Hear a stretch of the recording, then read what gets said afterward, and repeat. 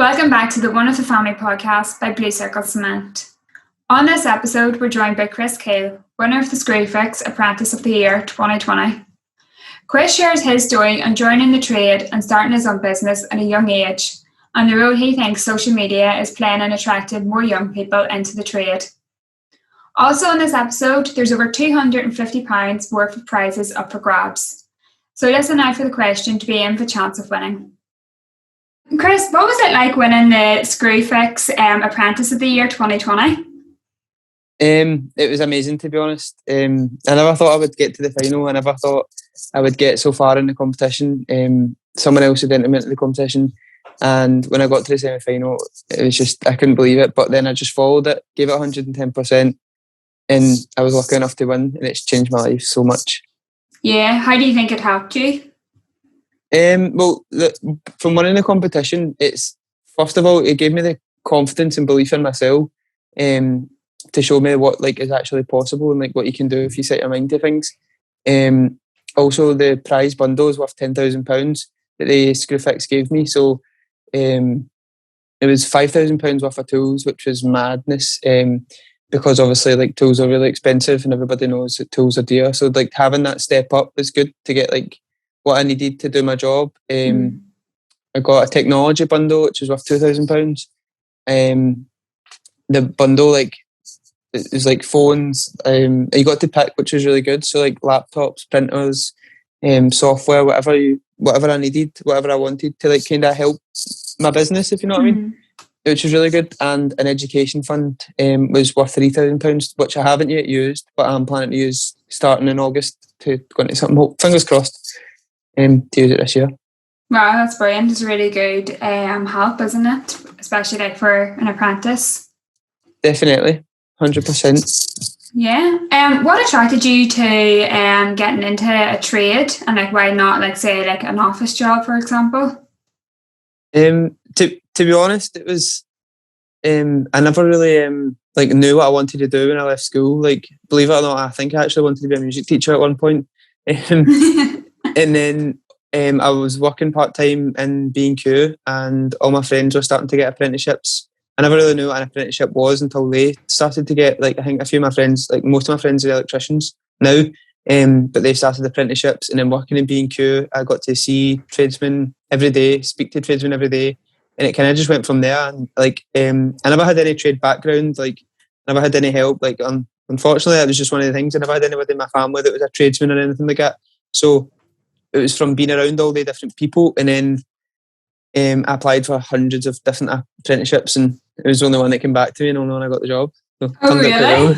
Yeah. That's God's honest truth, yeah. So you just fell into carpentry then? Pretty much. I'm glad, but I think it's fate a wee bit in a sense. That's what I like to think, but it's pretty much.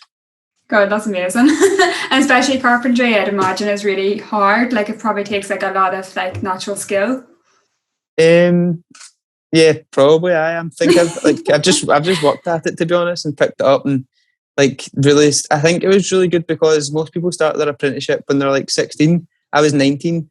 So when I was going to college, I was just, I don't know if I was a wee bit more focused, or I just picked it up better.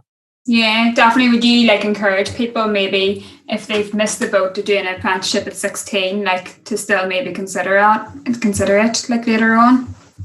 Yeah, 100%. One of the things that I feel, I think there should be more of is more adult apprenticeships, because I think there's so many people that have not missed the boat, but there is adult apprenticeships out there. They're just so hard to come by. So I definitely think there should be more of them for people that maybe in their late 20s, maybe they went travelling or whatever people do in their life. I just think there should be an opportunity for anybody to get into the trade industry. That's what I'd like to think anyway. Definitely 100%. What do you think the barriers are to entering into a trade? Obviously we've spoken maybe about age there as well. Age is probably one of the main ones that I've seen. A couple of friends of mine that are older really struggle to get or have struggled to get adult apprenticeships, or some of them still haven't even found them. I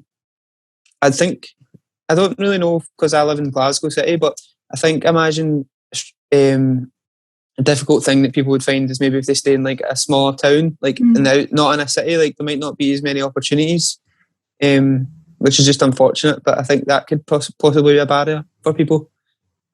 Yeah, maybe the travelling to the college mightn't be. Or there might not be that many sites or that many like construction companies within like a smaller town. There might just be like one handyman, if you like. You know what I mean? Definitely. What role do you think like social media plays in attracting young people to a career in construction? A massive role. Like now, like see, like especially TikTok, like a lot of the thing that people are watching is like really satisfying. Like videos that people are making is amazing. I mean, I get messages nearly every single day of someone that's 16 or someone that's looking to get into carpentry or joinery or anything like that. Like I just think social media is huge, like when it comes to the trades industry. But that's my personal like experience of it. And it's just growing and growing and growing. There's more people doing stuff like that that's like on TikTok or Instagram and reels and stories, and it's inspiring more young people, which is a good thing in itself.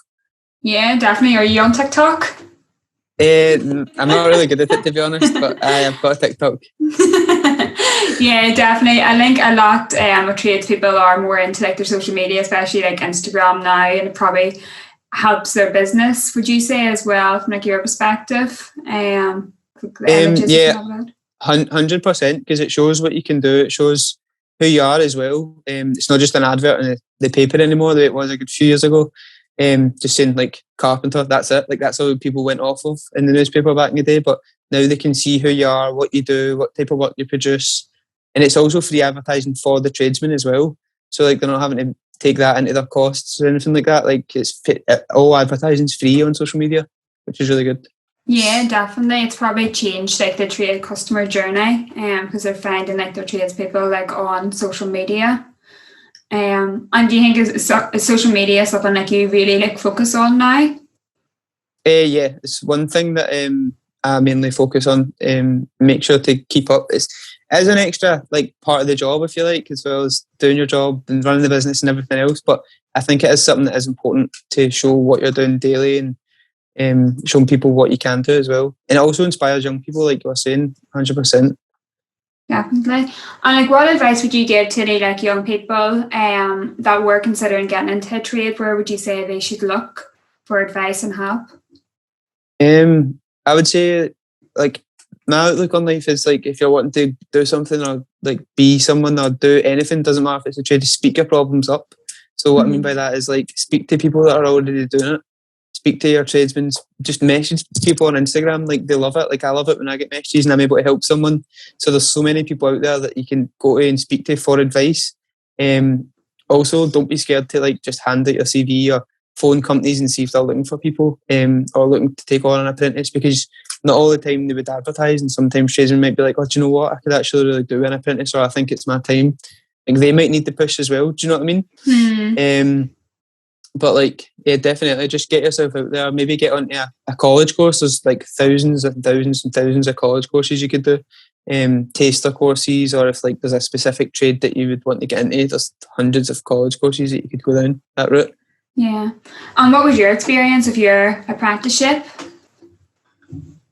It was really good, to be honest. Like I just like do you mean how I got my apprenticeship, or like my experience as an apprentice? Yeah, your experience as an apprentice. I loved it. Like I loved my apprenticeship. Like I made so many friends. Like all the boys in my class, we're still really good friends. Even like my tradespeople, they're just amazing. Like I believe it or not, I had a tradeswoman, and she was fantastic. Her name was Robin, and she helped me so much. But I was brilliant. I done a week at college and then like 3 weeks of the month on site, so I got a lot of exciting experience, which was really good. We have another great competition for this episode of the One of the Family podcast. Up for grabs is a prize bundle worth over £250, which includes a DeWalt combat drill, a DeWalt weatherproof jacket, a Band of Builders hoodie, and a Marshalltown brick trowel. To enter, all you have to do is answer the following question. What Blue Circle product is also referred to as the reliable one? Submit your answer via the landing page, which is linked below, and keep an eye out on our Facebook page for the winner's announcement. All the T's and C's are below. So, Chris, you started your business halfway through your apprenticeship, didn't you? Yeah, it kind of started my mum moved to a new build estate, and when the house builders built the new build, they weren't building like a dividing fence in the properties. So like I built my mum's fence like just as I think I was a second year apprentice. And then the neighbour chapped the door and says, "Who built the fence?" And then the next neighbour chapped the door and said, "Who built the fence?" And it just like expanded for them and like went around the full estate. It was good. People just kept coming to me. Like it was, I don't know, that's how it started for us, and then it just grew and grew and grew. Everything happens by chance for you. Pretty much, quite lucky. Yeah. And then we started the social media and Facebook and Instagram and things like that, and then it just even exploded even more for there. Yeah. Do you think starting your own business was something you always had in mind, or was it just happened by chance? I always wanted to start my own business doing something. I never knew what it was when I was younger. But definitely I always wanted to be my own boss. I think it's amazing. Yeah. So it was something that I always dreamed of. I never knew what it was when I was younger, but then this has worked out all right into. Yeah, definitely. Do you think like the construction industry is a good one to get into if you do want to be your own boss and start your own company? Definitely, but it is hard work. Like people on people forget sometimes that there's people on Instagram and TikTok and they make it look easy and they make it look good, but like there is hard days and there is days where like you will need to work hard and like you need to keep on top of your customers but definitely it's hard work. I'm not going to lie and say it's a walk in the park. It's dead easy to like grow a business because it is hard, but it's good. How do you manage it, like all the paperwork and like managing the customers and the projects and stuff? I tend to like set time aside, like maybe one day a week or one night a week, and I say like that's it, I'm going to get it all done, and I make a list and just stay organised. I also get help as well, a wee bit from my girlfriend who's at uni. She's like doing a full-time uni course, so like she's off during the week, so she can like keep up on like the messages and things like that. But I would just like being organised and being like really disciplined is like the main thing.